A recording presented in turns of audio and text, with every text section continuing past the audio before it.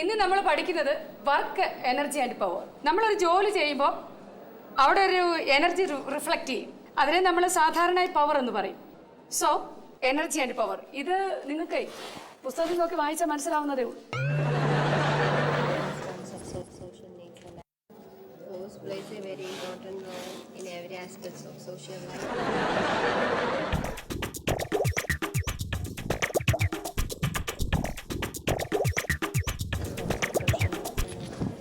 ഏയ് എന്താ ഇവിടെ?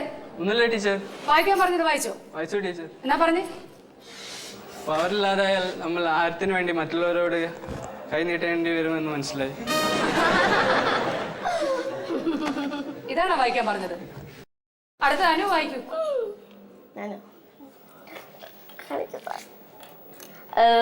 Force plays a very important role in every aspect of social life. പാടുക നീ ചാരയായി സുഗന്ധം. പിയുടെ ഏറ്റവും പ്രശസ്തമായ ഒരു കവിതാ ശകലമാണിത്. നിങ്ങളൊരു പക്ഷെ വായിച്ചു കാണും അല്ലേ? ഈ കവിതയുടെ ശരിക്കും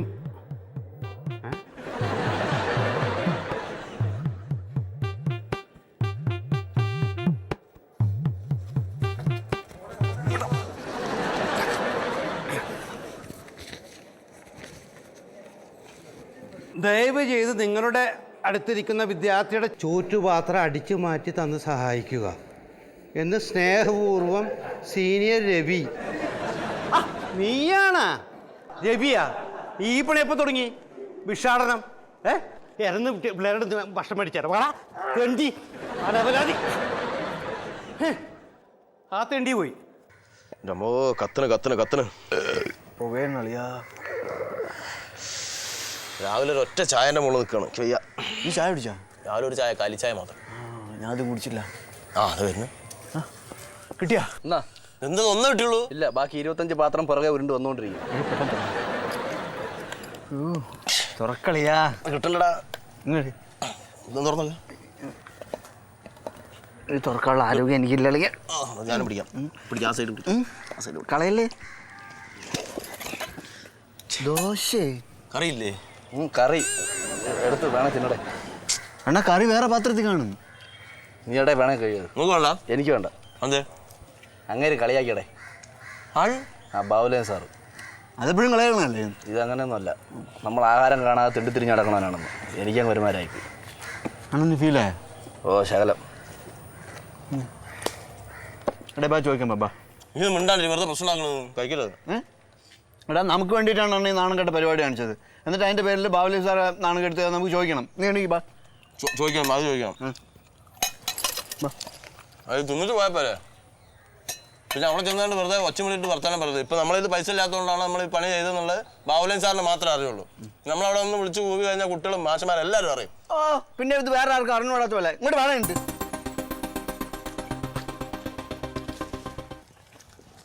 ഞാൻ സ്ഥലത്തുനിന്ന് എടുത്തത്. ഞാൻ അവിടെ നിന്ന് നീ കേട്ടോ? പിന്നെ എൻ്റെ സംസാരം കേട്ട് ചിലപ്പോൾ അയാൾ എന്നെ തല്ലും. അത് നീ മൊബൈൽ ഫോണിൽ റെക്കോർഡ് ചെയ്തോ. അതെന്തിന്? ഈ വീഡിയോ നമ്മൾ യൂട്യൂബിൽ അപ്ലോഡ് ചെയ്യുമെന്ന് പറഞ്ഞാൽ അയാളെ വരട്ടും. സ്റ്റുഡൻറ്റിനെ തല്ലുന്ന ക്രൂരനായ അധ്യാപകൻ. അത് മതി. എന്നെ ഇന്നേ വരെ ഒരുത്തനും ഈ ആഹാരത്തിൻ്റെ കാര്യത്തിൽ ഒന്നും പറഞ്ഞില്ല. ഇന്ന് എന്നെ എങ്ങനെ വിളിച്ച തെണ്ടിന്നാണ്. കേട്ടോ ഈ പാത്രം എന്ത് ചെയ്യണം?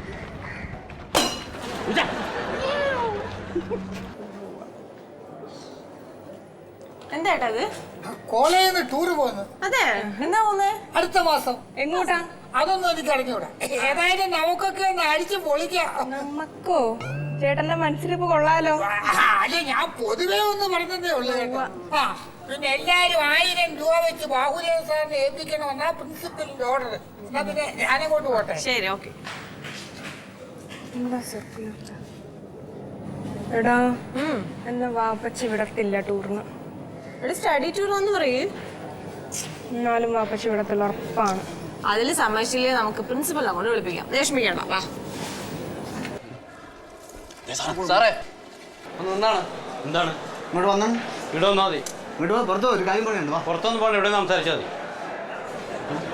കലിപ്പായിട്ട് പറഞ്ഞു. ദേഷ്യപ്പെട്ടോ? മൊബൈൽ എന്താ സാറ് രവിയണ്ണനെ കളിയാക്കിയ? രവിയണ്ണനെ തെണ്ടിന്ന് വിളിച്ച് കളിയാക്കിയാണ്. അതാണ് കാര്യം. എടാ ഇവന്റെ കോലം കണ്ട് ആരും വിളിച്ചു പോകും. ചിരിക്കണം സംഗതി നടക്കൂല. എന്താ പ്രശ്നം? സാറ് ചിരിക്കൊന്നും വേണ്ട.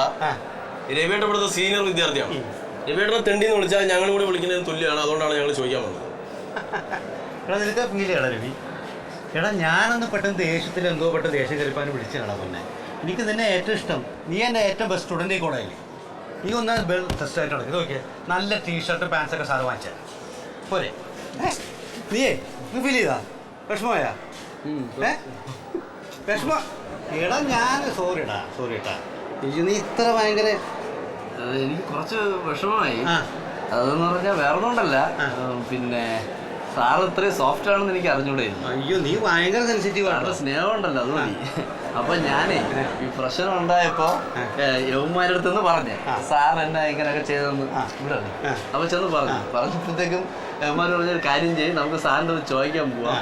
പോയിട്ട് അവിടെ ഒരു പ്രശ്നം ഉണ്ടാകുമ്പോൾ സാർ ചിലപ്പോൾ അടിക്കുകയാണെങ്കിൽ അപ്പൊ അത് ഷൂട്ട് ചെയ്ത് യൂട്യൂബിൽ അപ്ലോഡ് ചെയ്യാം.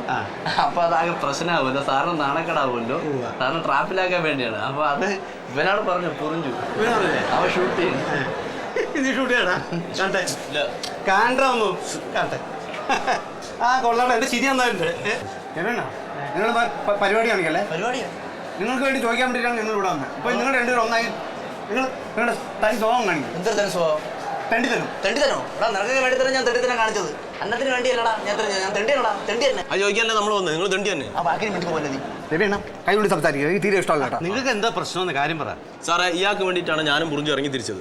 ഇപ്പൊ ഇവിടെ വന്നപ്പോൾ ഇയാൾ പ്ലേറ്റ് മാറ്റി.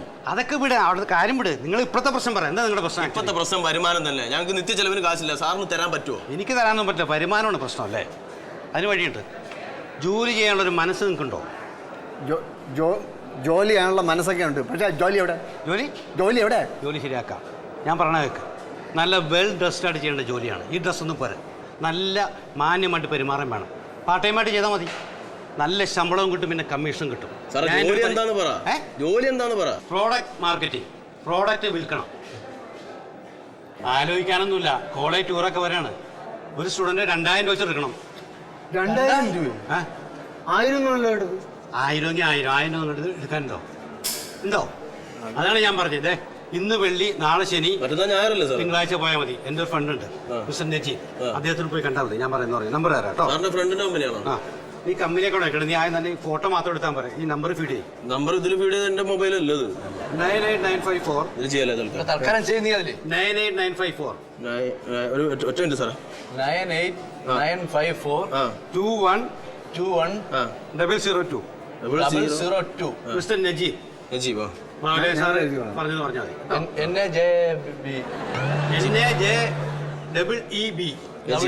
നജീബ്. Okay okay sir. ചെല്ല്. പ്രശ്നം തീർന്നില്ലേ? സോറി ഇട്ടാ, മനസ്സിലൊന്നും വെക്കരുത്. അതെനിക്ക്